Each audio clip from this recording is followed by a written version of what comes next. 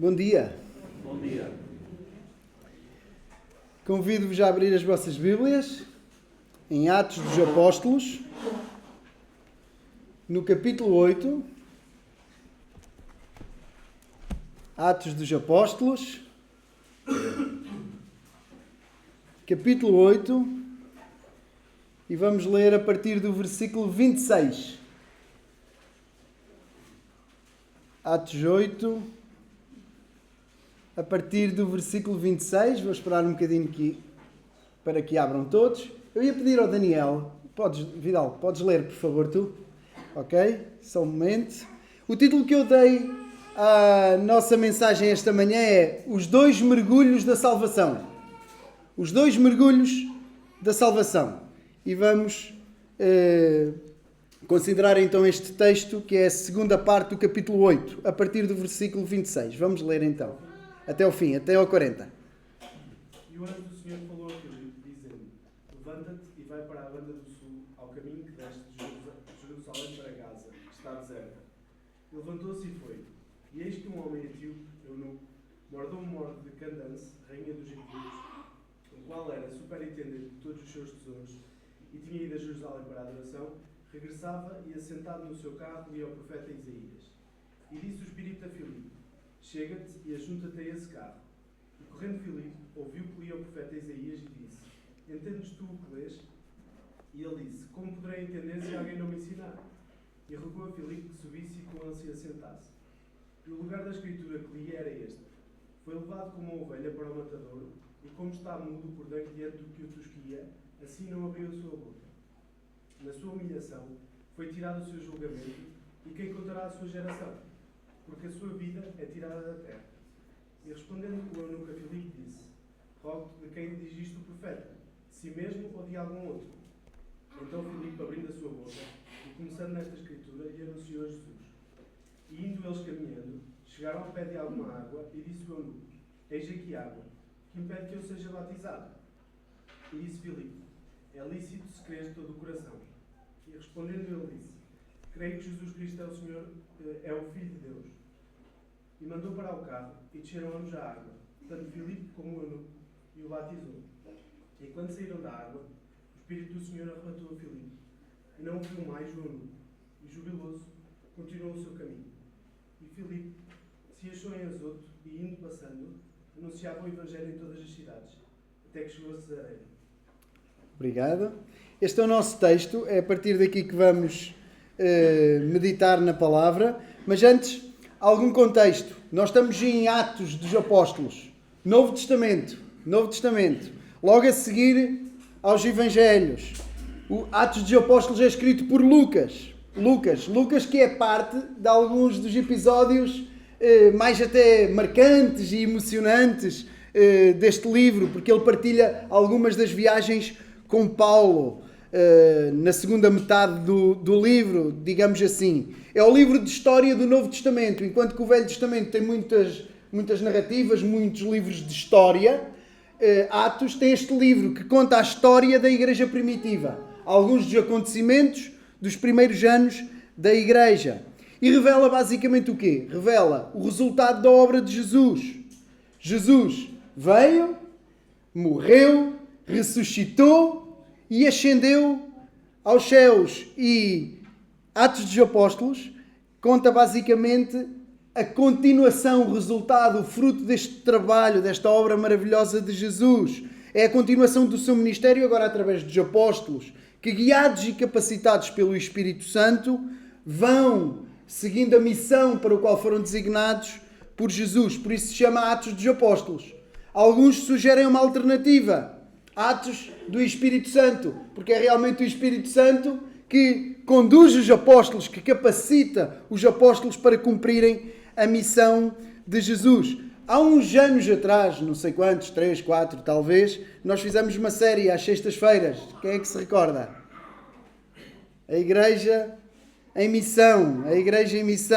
E que missão é essa? Que missão é essa que a Igreja tinha, dada por Jesus, desempenhou, desenvolveu no livro dos Atos e continuou ao longo da história e que nós temos ainda hoje.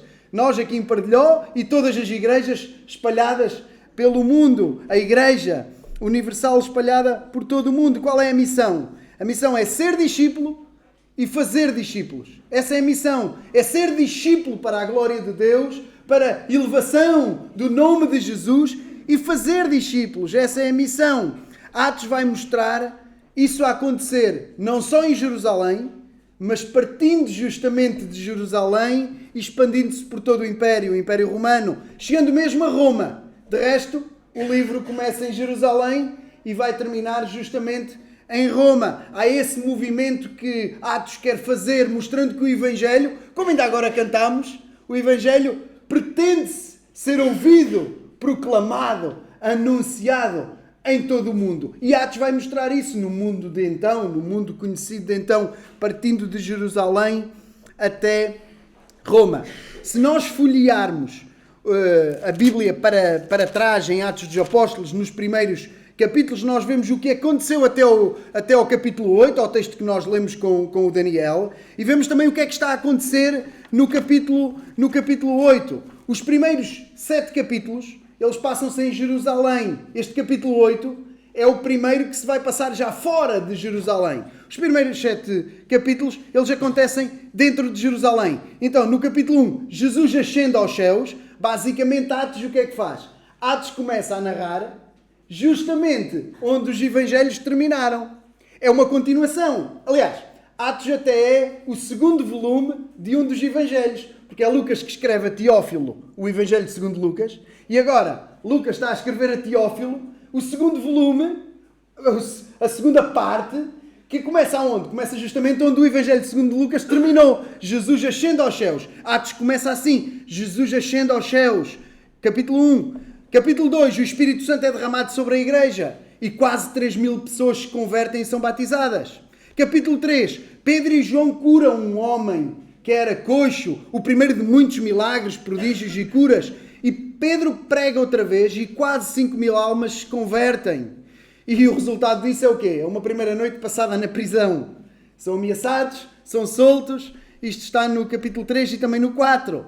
No capítulo 5, nós temos o primeiro incidente na igreja. Ananias e Safira, eles mentem ao Espírito Santo e são mortos por Deus.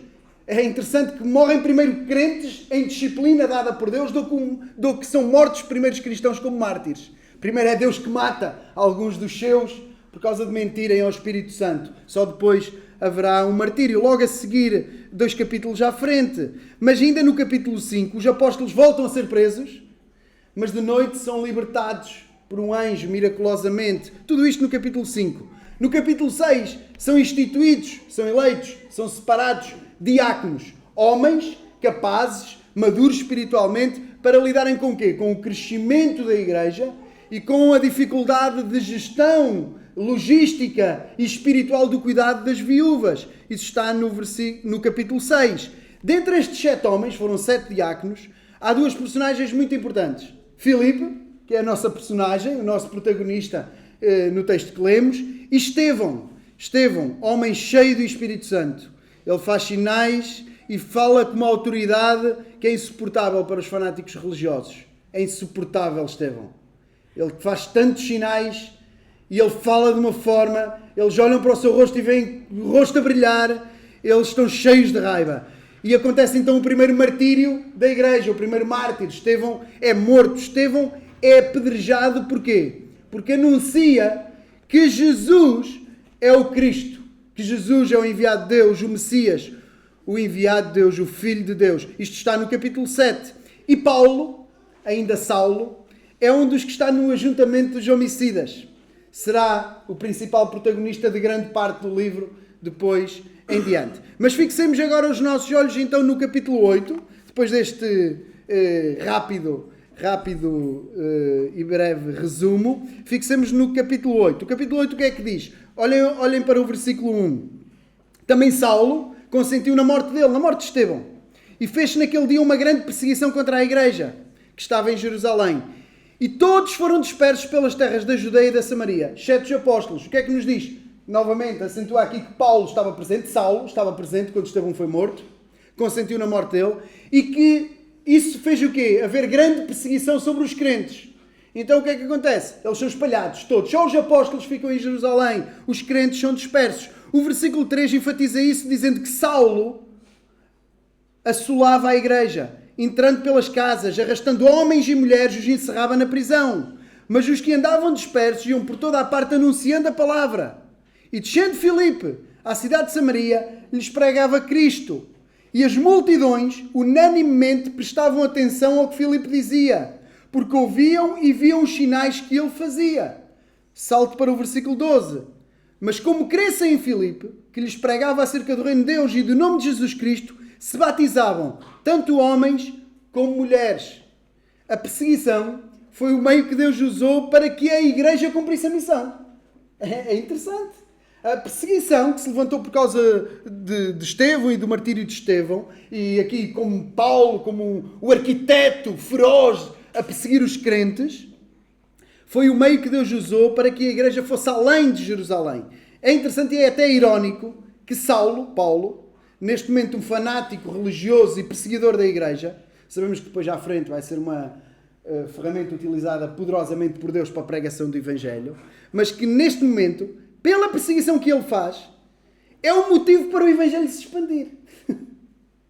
É um motivo para o Evangelho chegar fora, chegar longe, chegar fora de Jerusalém. Os que fogem da perseguição vão de lugar em lugar levando a palavra, partilhando a palavra, anunciando Jesus, pregando o Evangelho.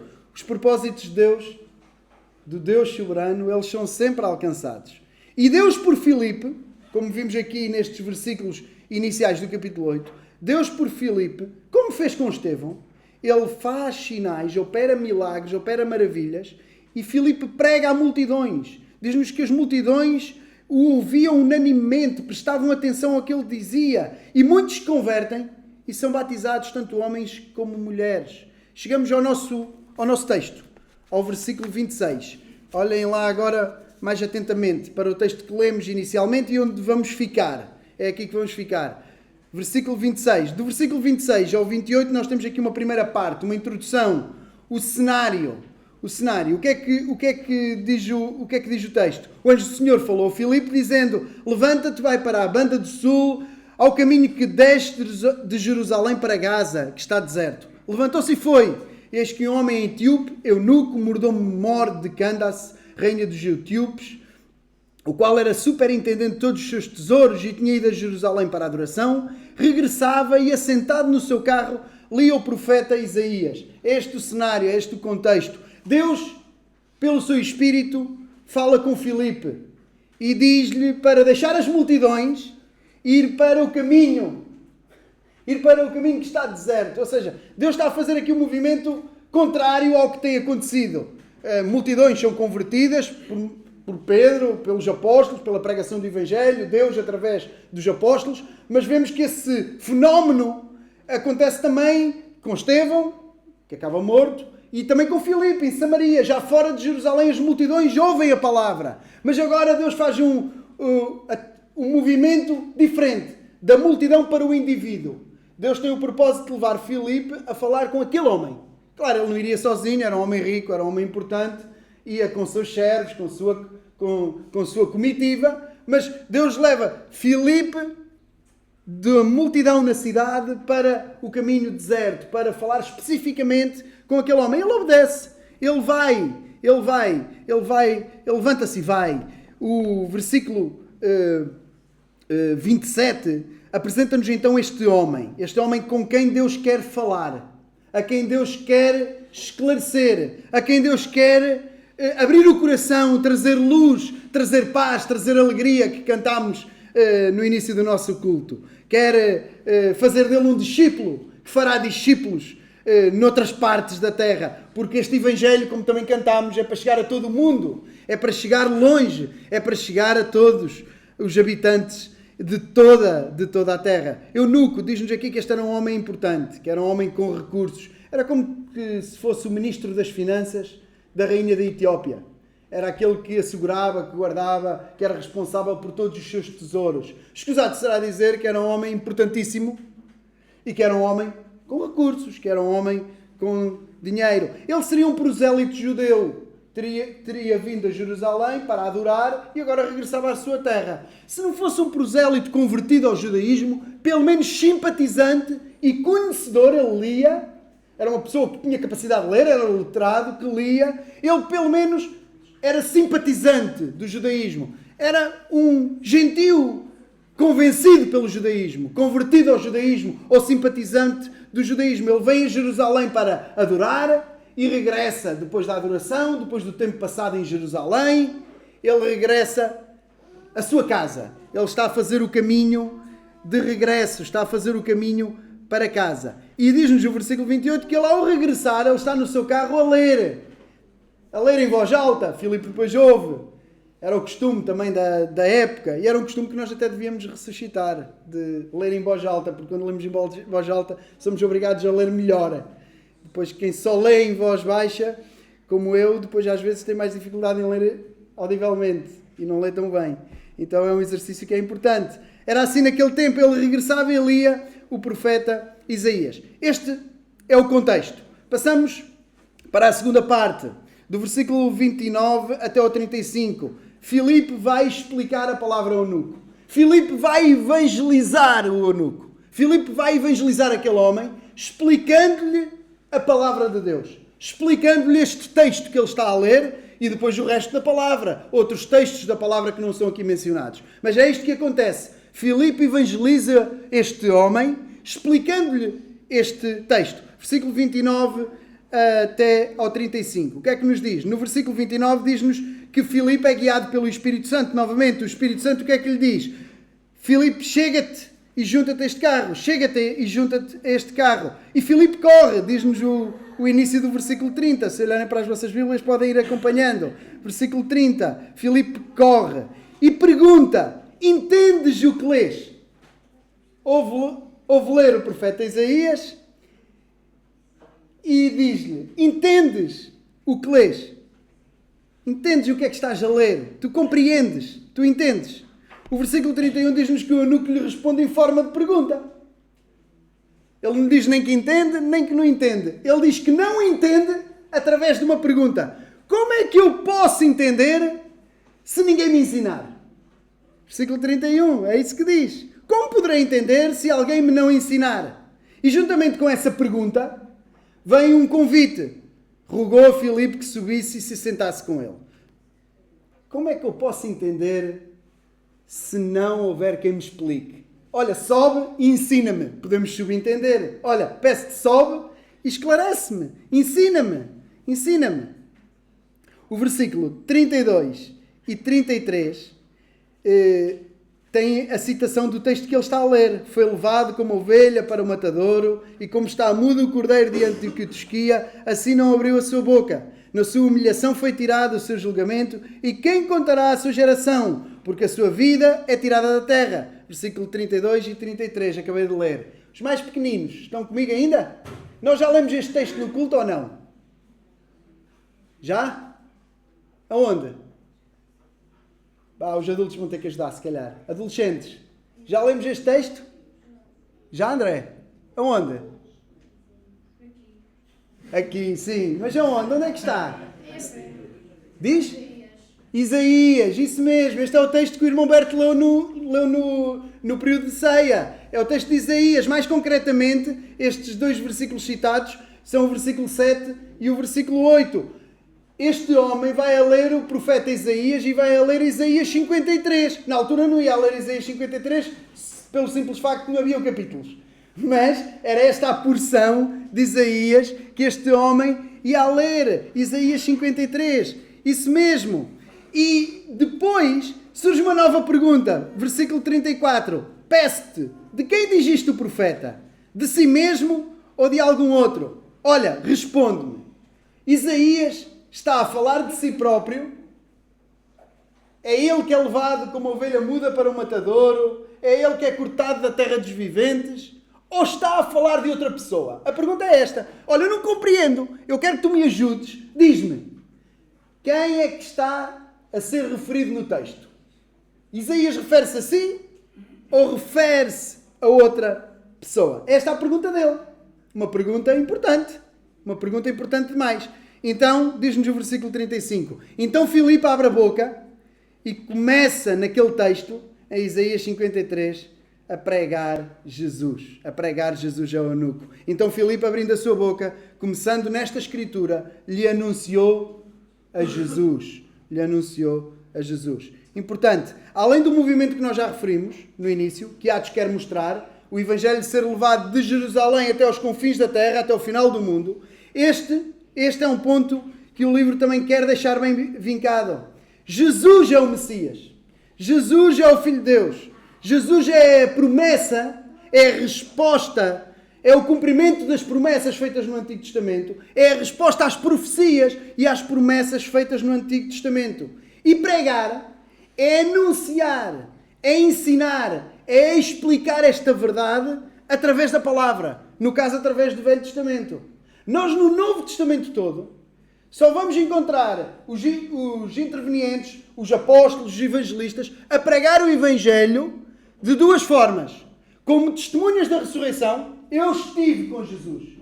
Eu vi-o ser condenado, eu vi-o ressurreto, diziam os discípulos. Anunciamos Jesus ressurreto. A outra forma de pregar o Evangelho, única, é através das passagens do Antigo Testamento. Os apóstolos, quando abrem para pregar a palavra, para pregar o Evangelho é através do Antigo Testamento. Não havia novo. Não havia outro texto para ser pregado. O que era encarado como palavra de Deus, como autoridade, era o Velho Testamento, era o Antigo Testamento. Era essa a palavra de Deus para eles. Quando eles abriam a palavra, quando eles abriam a boca para evangelizar, era abrindo o Velho Testamento e sendo testemunhas. Nós vimos, nós tocámos, nós ouvimos. Dizia João, por exemplo, na sua carta inicia assim: nós tocámos na palavra da vida, nós vimos, ele ressuscitou. Ou então abriam o Antigo Testamento. É isto que quer-se deixar aqui bem vincado. Pregar o Evangelho é explicar o Antigo Testamento. É o que Filipe está a fazer. Pode escapar numa leitura rápida e distraída, mas este é algo que Lucas quer mesmo que Teófilo tenha presente. É uma coisa que Deus quer mesmo que qualquer leitor de Atos dos Apóstolos tenha presente. Jesus é o cumprimento de todo o Antigo Testamento. Jesus é a resposta a todas as promessas. Jesus é a resposta a todas as profecias. Jesus é mesmo o Cristo, o enviado de Deus. Aquele para quem todo o Antigo Testamento, todas as escrituras do Antigo Testamento apontam. Se não vejamos isto que acontece aqui, Filipe a explicar Isaías 53, Filipe a pregar Jesus explicando o Antigo Testamento, é o que já aconteceu nos outros episódios. Olhem no capítulo 2. No capítulo 2, o que é que acontece? Eu vou resumir, não temos tempo para ler os textos todos, mas no capítulo 2 já há a descida do Espírito Santo e depois Pedro discursa. Começa pela profecia de Joel, dizendo que o Espírito Santo desceu como o cumprimento dessa profecia, que está em Joel, e depois o que é que acontece? Pedro prega o Evangelho. Como é que Pedro prega o Evangelho? Prega o Evangelho dizendo que David era um profeta que falou de Jesus. Olhem, eu vou citar alguns versículos. Está a dizer Pedro no capítulo 2. Porque dele disse David: sempre via diante de mim o Senhor, porque está à minha direita, para que eu não seja comovido. Por isso se alegrou o meu coração e a minha língua exultou, e ainda a minha carne há de repousar em esperança. Pois não deixarás a minha alma no Hades, nem permitirás que o teu santo veja a corrupção. Fizeste-me conhecidos os caminhos da vida, com a tua face me encherás de júbilo. Varões e irmãos, seja-me lícito dizer-vos livremente acerca do patriarca David, que ele morreu e foi sepultado, e entre nós está até hoje a sua sepultura. Sendo, pois, ele profeta, e sabendo que Deus lhe havia prometido com juramento que do fruto dos seus lombos, segundo a carne, levantaria o Cristo para ser sentado sobre o seu trono, nesta previsão disse da ressurreição de Cristo, que a sua alma não foi deixada no Hades, nem a sua carne viu a corrupção. Deus ressuscitou a este Jesus, do que todos nós somos testemunhas. O que é que Pedro acabou de fazer? Pegou num texto de David, lá no Antigo Testamento, e disse que David era um profeta que anunciou aqui a ressurreição de Jesus, do qual Pedro é testemunha. Já agora, este texto já foi lido hoje ou não? André? Já foi lido? Desculpa. Já foi lido este? Já. Desculpa, era uma armadilha, era difícil esta. Já foi lido? Já pelo Daniel, é o Salmo 16. É o Salmo 16, este texto já foi lido. É o Salmo 16. Não foi combinado para fazer armadilhas a ninguém. Mas já foi lido o Salmo 16. Mas no capítulo 3, quando há a cura daquele homem e Pedro tem a oportunidade de pregar outra vez e se convertem mais 5.000 pessoas, o que é que Pedro diz a determinada altura? Mas Deus assim cumpriu o que já antes pela boca de todos os seus profetas havia anunciado. Que o Cristo havia de padecer. Pedro diz que todos os profetas anunciaram que o Cristo havia de padecer. Então ele continua: arrependei-vos, convertei-vos para que sejam apagados os vossos pecados e venham assim os tempos de refrigério pela presença do Senhor. E envie ele a Jesus Cristo, que já antes vos foi pregado, o qual convém que o céu contenha até os tempos da restauração de tudo, dos quais Deus falou pela boca de todos os seus santos profetas desde o princípio. Porque Moisés disse: o Senhor vosso Deus levantará dentre os vossos irmãos um profeta semelhante a mim. A ele ouvireis em tudo o que vos disser. E acontecerá que toda a alma que não escutar esse profeta será exterminado dentre o povo. E todos os profetas, desde Samuel, todos quantos depois falaram, também anunciaram estes dias. Pedro continua para dizer o quê? Moisés falou de Jesus. Moisés disse que viria um profeta semelhante e que seria ouvido. E quem não ouvisse seria condenado. Porque já não estamos a falar de Moisés. Nem tão pouco de Samuel, nem de todos os que se seguiram, que anunciaram sempre o mesmo. Estávamos a falar do culminar de tudo. Para onde todos os profetas dirigiam a boca. Jesus, a palavra encarnada. Ele é que tem que ser ouvido. Quem ouve e crê é salvo. Quem não ouve e não crê é condenado, é cortado do povo. É separado. Nós podíamos passar pelo capítulo 7, pelo sermão eloquente de Estevão, que faz um retrato histórico de Israel fantástico e que vai apontar aonde, vai finalizar aonde? Em Jesus Cristo. Não vamos lá. Ou então podíamos depois ver o padrão que se repete em Paulo, porque mais à frente, qual é o padrão de Paulo? Particularmente quando fala com os judeus, sempre que chega a um sítio novo. O padrão de Paulo é sempre o mesmo. Abre o Velho Testamento e prega o Evangelho explicando que o Velho Testamento aponta e promete a vinda de Jesus.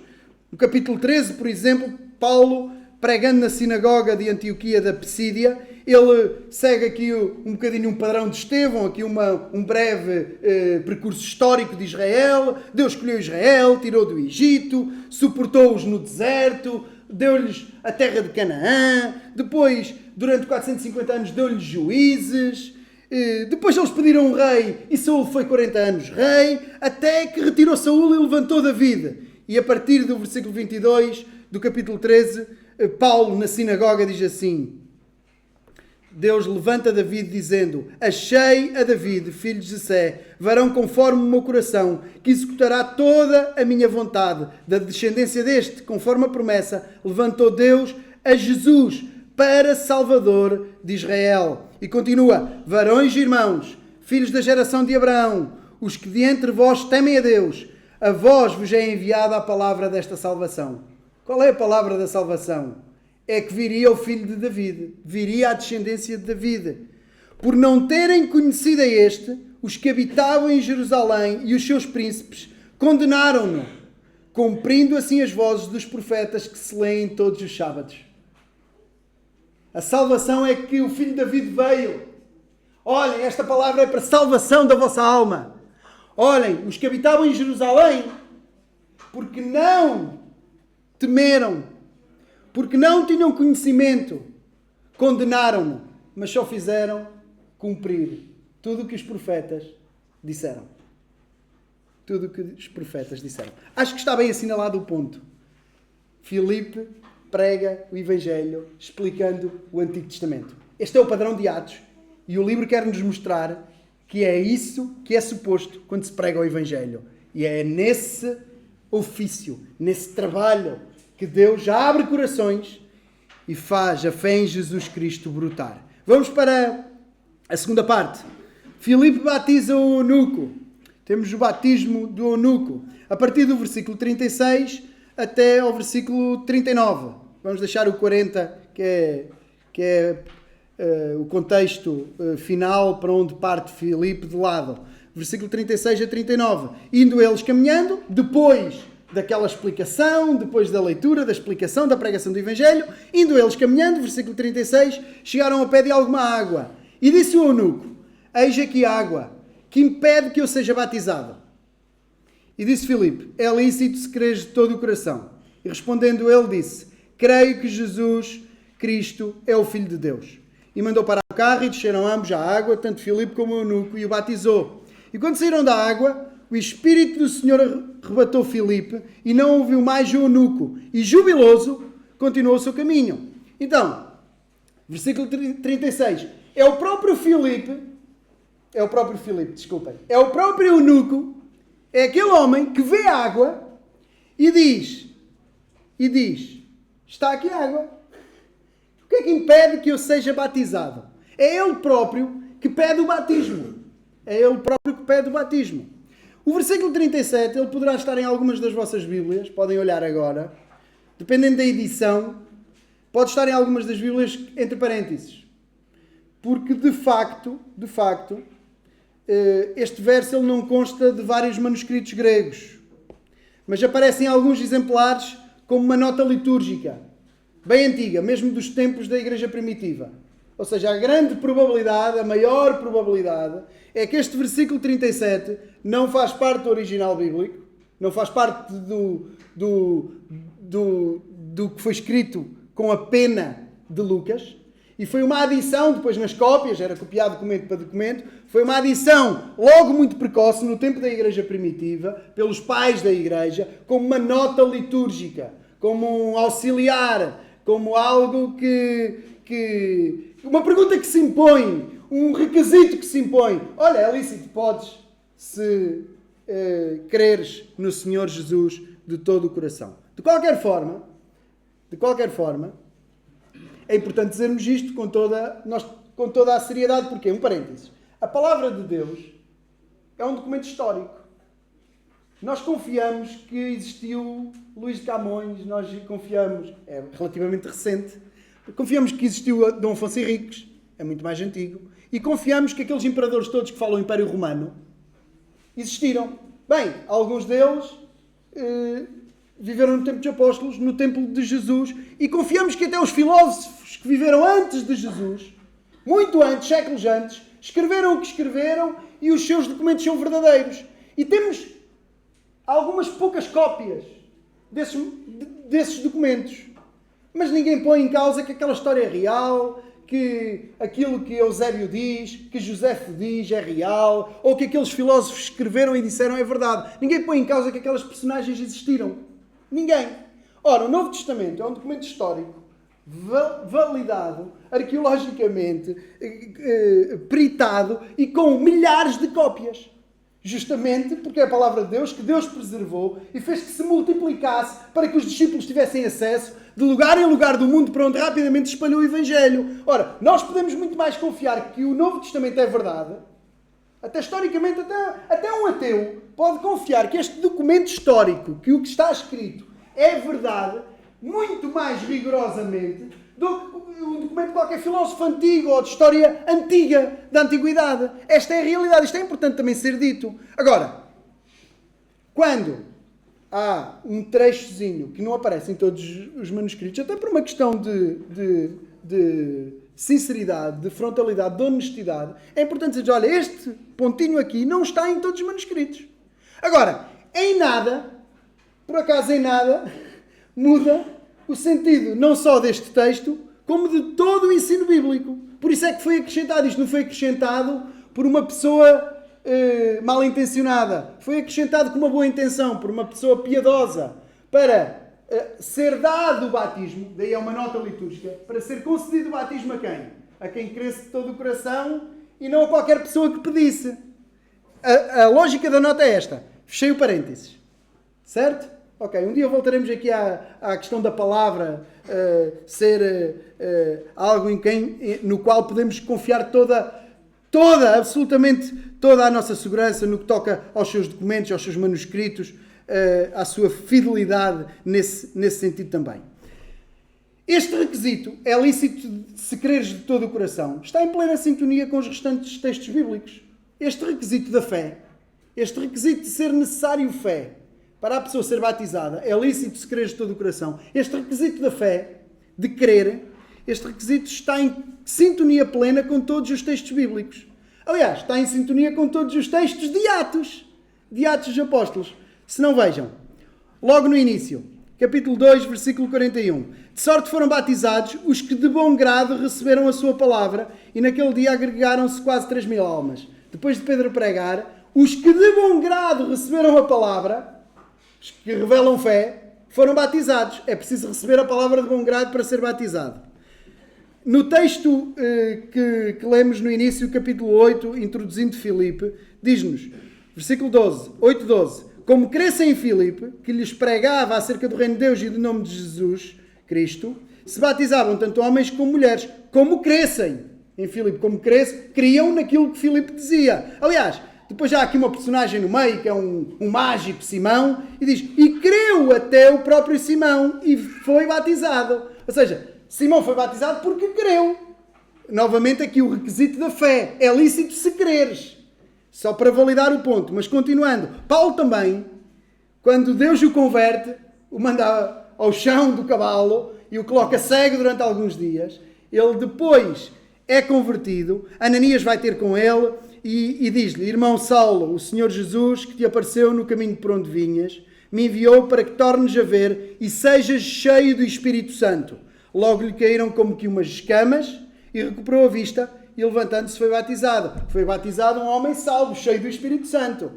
Continua. Pedro em casa de Cornélio. Ele prega o Evangelho naquela casa e diz-nos, capítulo 10, respondeu então Pedro, pode alguém porventura recusar água para que não sejam batizados estes que também receberam como nós o Espírito Santo? E mandou que fossem batizados em nome do Senhor.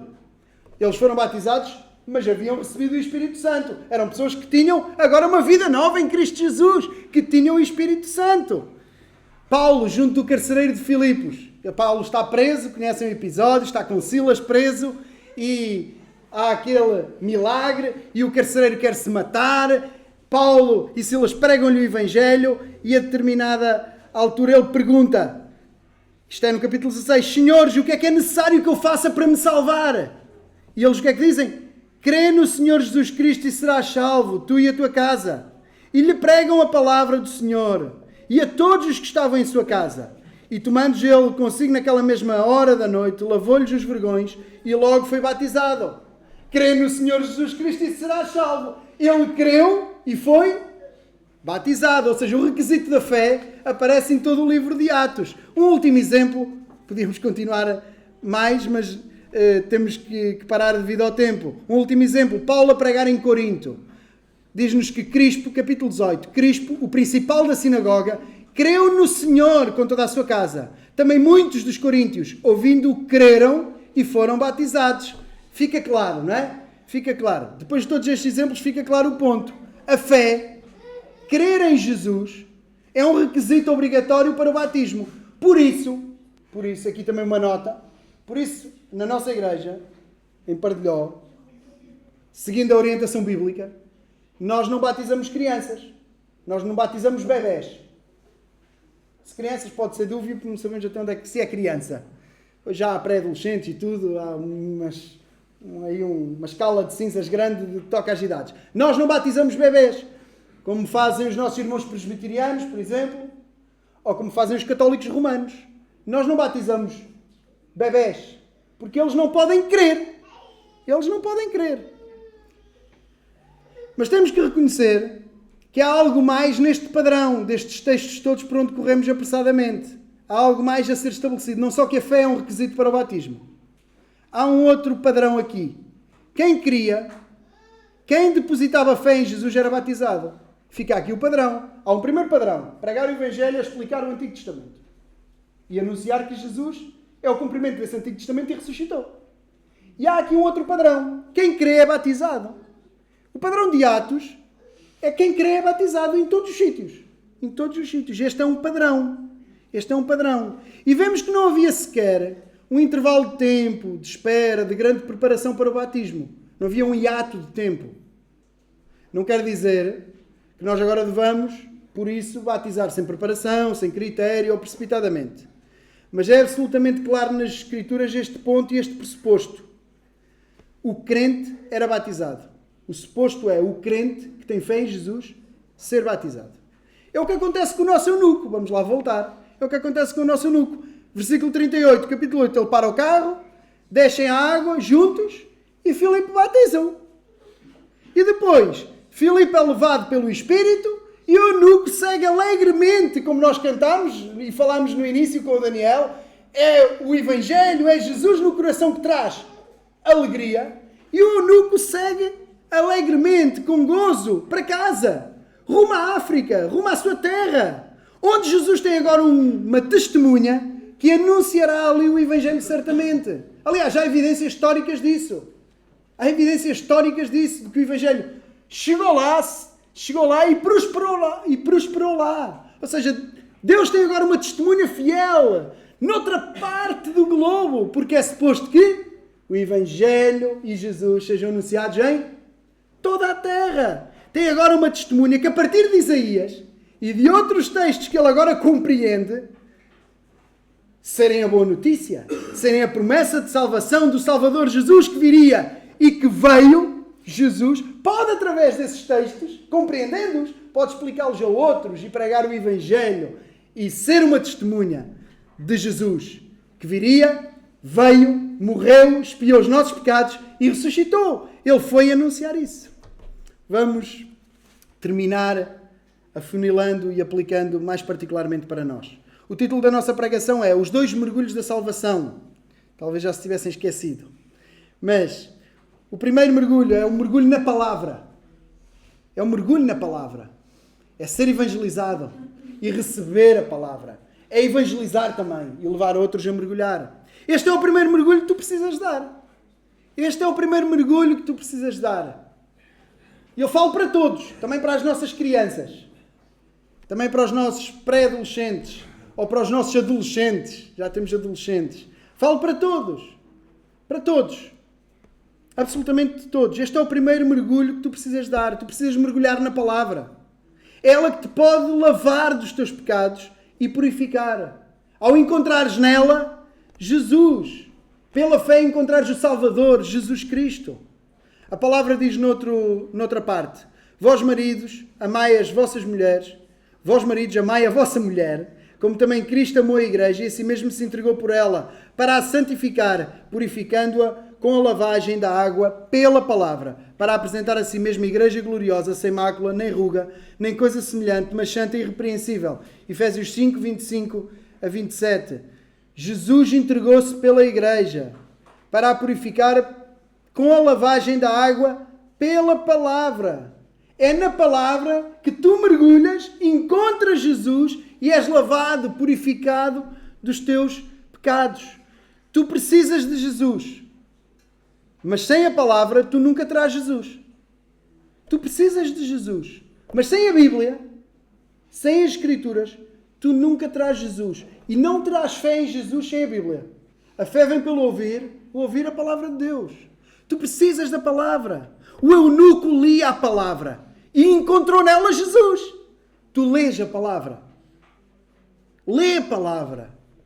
Ouve a palavra. A palavra é para ti. Especialmente esta manhã a palavra é para ti. Lê a palavra, ouve a palavra, ouve a pregação. Esta manhã é especialmente para ti. Tu entendes o que lês. Tu compreendes o que ouves. O eunuco queria ser esclarecido. O eunuco queria encontrar respostas. Queria compreender. E porque queria compreender, encontrou Jesus.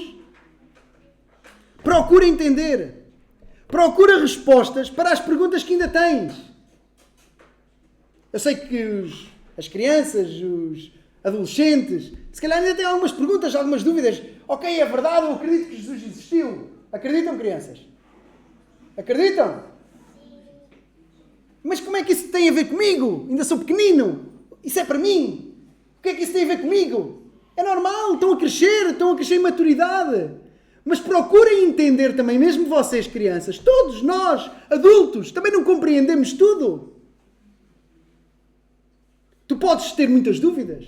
Ok, Jesus existiu, mas o que é que isso tem a ver com a minha vida? Porque é que eu preciso de Jesus?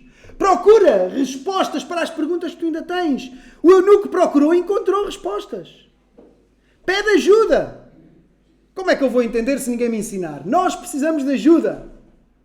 Tu precisas de ajuda para encontrar Jesus na palavra. Pede ajuda. Eu posso ajudar-te. Eu posso ser o teu Filipe. Fala comigo, eu estou disponível. E estamos disponíveis, não sou eu, mas há muitos Filipes aqui. Portanto, pede ajuda. Não fiques com dúvidas. Vê esclarecidas as tuas dúvidas. Pergunta como é que esse texto revela que tu precisas mesmo de um Salvador. Como é que esse texto diz que tu és mesmo pecador? Como é que esse texto diz que Jesus também morreu mesmo por ti? São perguntas que são importantes. Que a Bíblia responde. É assim que se produz a fé. Não fiques com dúvidas. Podemos ajudar-te. E nós, como crentes, como igreja, qual é que é a nossa missão? Ser discípulo e fazer discípulos. Por outras palavras, mergulhar e ajudar os outros a mergulhar. Mergulhar na palavra e ajudar os outros a mergulhar na palavra. O que é que Jesus disse antes de ascender aos céus? Deu aquelas instruções tidas como uma grande comissão. O que é que a grande comissão diz? Chegando Jesus falou-lhes dizendo, estou a ler Mateus 28, final, é-me dado todo o poder no céu e na terra. Portanto, ide, ensinai todas as nações, batizando-os em nome do Pai, do Filho e do Espírito Santo, ensinando-os a guardar todas as coisas que eu vos tenho mandado. E eis que estou convosco todos os dias, até à consumação dos séculos. Amém. Ensinai todas as nações, ensinando-os a guardar todas as coisas que eu vos tenho mandado.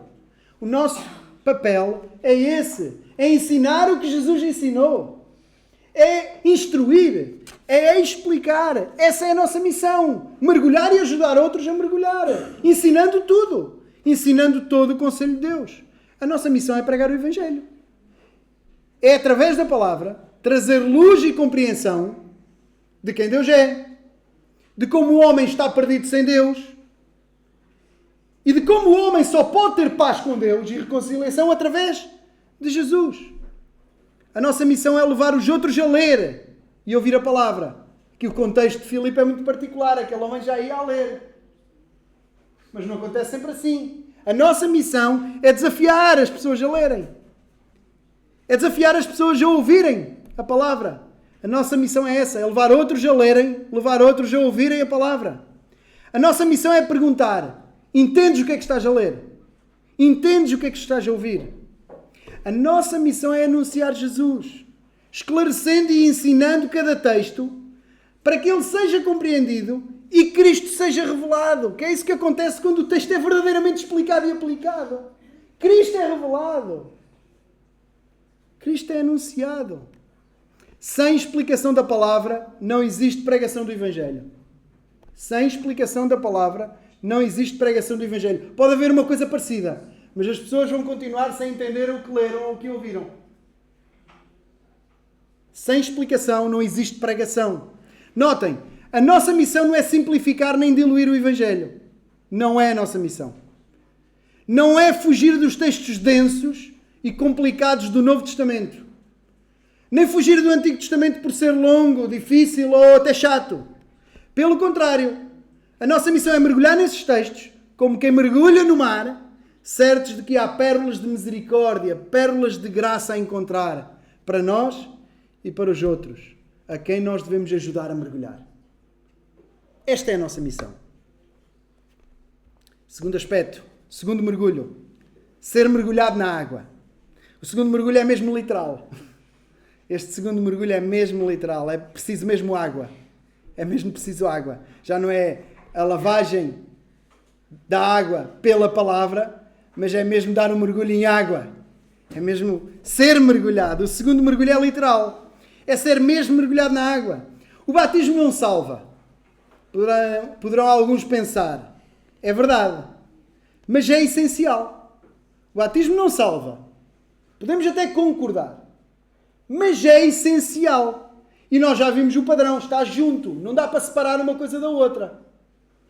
Não dá para confiar plenamente na confissão de fé de uma pessoa que se recusa vez após vez a identificar-se com Cristo no batismo.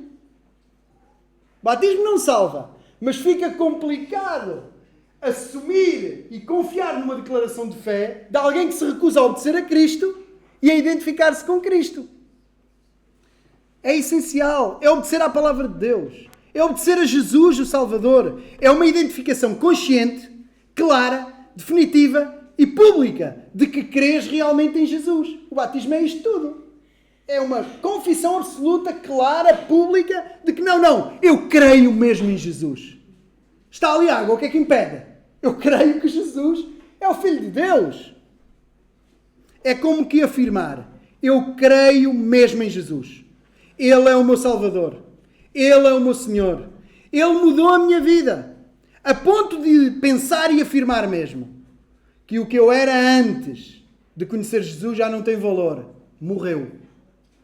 Porque agora, com Jesus, vivo uma nova vida, uma verdadeira vida, pelo poder do Espírito Santo, pelo poder da ressurreição. É isto que o batismo simboliza. Jesus morreu mesmo por mim. Jesus ressuscitou mesmo por mim. O meu antigo eu morreu com ele, para eu agora ressuscitar pelo poder de Deus juntamente com ele. Eu creio nisto. Então eu posso ilustrar isto fisicamente com o meu corpo sendo batizado. Eu creio mesmo que Jesus morreu. Crianças, adolescentes, pré-adolescentes, ouçam-me. Eu creio mesmo que Jesus morreu por mim. Eu creio mesmo que Ele ressuscitou por mim. Então, eu estou disponível aqui com o meu corpo. Eu quero ilustrar isso. Quero ser batizado, quero ser mergulhado na água, à semelhança da morte e sepultamento de Jesus. E quero ressuscitar, ser arrancado, ser tirado da água à semelhança da ressurreição de Jesus. Eu quero fazer parte dessa ilustração do Evangelho que é o batismo. Dessa pregação teatral do Evangelho que é o batismo. O batismo é justamente isso. É uma pregação do Evangelho, mas em forma física, de forma encenada, de forma teatral. Aliás, a Igreja tem duas formas de pregar o Evangelho fisicamente. De forma visual, de forma encenada. A ceia é uma delas. É um memorial, é uma refeição, é muitas coisas. Mas é também o quê? É uma forma de nós tomarmos parte dos símbolos que apontam e que representam o quê? Nós estamos aqui esta manhã porque Jesus deu o seu corpo. Nós estamos aqui esta manhã porque Jesus verteu o seu sangue. Eu tenho parte disto. Eu alimento-me destas verdades. É isto que nós estamos a pregar. No batismo, nós estamos a dizer, Jesus morreu, Jesus ressuscitou. Eu também morri e sou mergulhado, e eu também ressuscitei com Ele e sou tirado da água. É isto que também ilustra o batismo. A palavra diz, noutro texto, Romanos 6, de sorte fomos sepultados com Ele pelo batismo na morte, para que, como Cristo ressuscitou dos mortos pela glória do Pai, assim andemos nós também em novidade de vida. Porque se fomos plantados juntamente com Ele na semelhança da sua morte, também o seremos na da sua ressurreição. Está aqui aquilo que eu acabei de dizer por outras palavras. É ser sepultado na semelhança da morte, para ser ressurgido, arrancado da água, ressurgido à semelhança da sua ressurreição. Tu crês em Jesus? Então, o que é que te impede de ser batizado? Tu crês em Jesus de todo o coração? Então, o que é que te impede de dizer, quero ser batizado? A pergunta é esta. Tu crês em Jesus? Então o que é que te impede de pedir, olha, está ali água. Ai, água é muito sítio. Há rios, há piscinas, há tanta coisa. Há tantas formas. Então, eu creio em Jesus. O que é que impede de eu ser batizado? Eu até quero dirigir-me diretamente até aos adolescentes. Nós temos um grupo grande de adolescentes. Não vou falar ninguém pelo nome, mas quero que me ouçam. Eu quero que me ouçam. E não quero pressionar, porque não é assim que as coisas acontecem. Também não é correto pressionar, não é isso que é suposto. No entanto, eu quero dizer duas coisas. Estas palavras são para ti. E em segundo lugar, não és novo demais para seres batizado. Se crês em Jesus, não és novo demais para seres batizado. Estas palavras também são para ti. E eu posso ajudar-te. Posso ser o teu Filipe. Se tiveres alguma questão sobre este assunto, podes falar comigo. Eu estou disponível. Estamos disponíveis, porque há muitos Filipes por aí. Particularmente começar logo por falar com os pais. E depois nós também, enquanto igreja, estamos disponíveis para ajudar. Há muitos Filipes. E até Filipas. Permitam uma brincadeira. Mas sim que são importantes homens e mulheres que podem ajudar neste processo. Mais. E nós, irmãos, como crentes, como igreja, qual é que é a nossa missão? Ser discípulo e fazer discípulos. Já mergulhados, levar outros a mergulhar nas águas do batismo. O que é que diz o texto da Grande Comissão? Chegou Jesus, falou-lhes e disse: é-me dado todo o poder no céu e na terra. Portanto, ide, ensinai todas as nações, batizando-as em nome do Pai, do Filho e do Espírito Santo, ensinando-as a guardar todas as coisas que eu vos tenho mandado, e eis que estou convosco todos os dias até à consumação dos séculos. Amém. Batizando-as em nome do Pai, do Filho e do Espírito Santo. Reparem que Jesus não deu outras instruções também igualmente importantes sobre conduta, sobre forma da igreja se organizar, uma série de coisas muito importantes. Mas disse, ensinar todas as coisas, pregar o Evangelho, anunciar todas as coisas e batizar.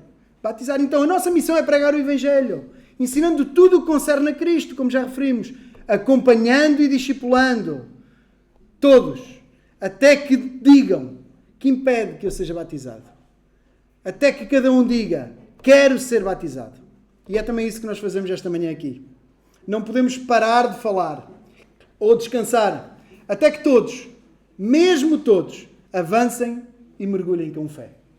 Não podemos parar nem descansar, até que todos, absolutamente todos, cheios de fé em Jesus, avancem e mergulhem com fé. Vamos terminar, vamos orar e depois ainda vamos cantar. Levi, podes terminar, por favor? Senhor, te agradecemos por mais um dia de vida que nos dás, te agradecemos pela oportunidade de estarmos aqui, de ouvirmos a tua palavra, te agradecemos pela clareza da tua palavra, que nos mostra que Cristo é a única esperança, só em Cristo há salvação, através da sua morte, da sua ressurreição, há vida, há esperança para todos aqueles que nele crerem. Obrigado, Senhor, pela tua palavra, que é verdadeira e que desde o Antigo Testamento até o Novo aponta para Jesus. Todos os teus santos profetas, todos eles já falavam e apontavam para Jesus, o que mostra que o teu plano não mudou, o teu plano foi sempre salvar homens e mulheres de todos os povos, tribos, línguas e nações através do sacrifício perfeito de Jesus.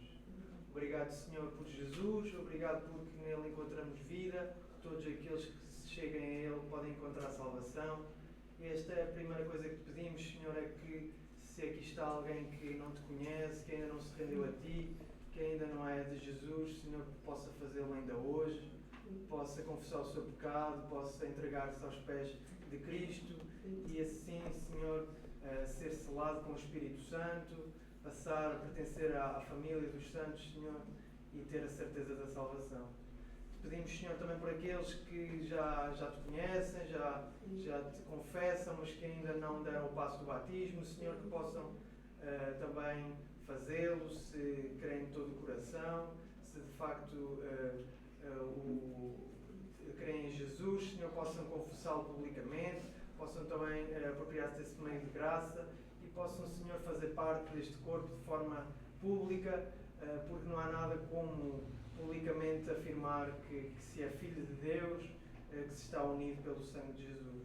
Te agradecemos, Senhor, pela tua palavra. A tua palavra é perfeita, a tua palavra aponta para a salvação e alimenta-nos a cada dia. Senhor, que a cada dia possamos mergulhar nela, que possamos mergulhar nas tuas promessas, mergulhar no teu Filho, olhar para ele e perceber que carecemos mais e mais de ti e mais sermos conformados à imagem de Jesus. Te pedimos, Senhor, que nos abençoes, que nos guardes, que nos exortes a cada um, consoante as nossas dificuldades e que nos chames também, Senhor, a cada dia, a não só buscarmos a tua palavra, mas buscarmos também anunciar o Evangelho a mais pessoas, para que compramos o mandamento de irmos e pregarmos o Evangelho a todos com aqueles com quem nos cruzarmos, Senhor. Sei com cada um de nós, abençoa a tua igreja, abençoa-nos neste dia e nesta nova semana que se inicia, para a glória do teu santo nome e no nome de Jesus. Amém.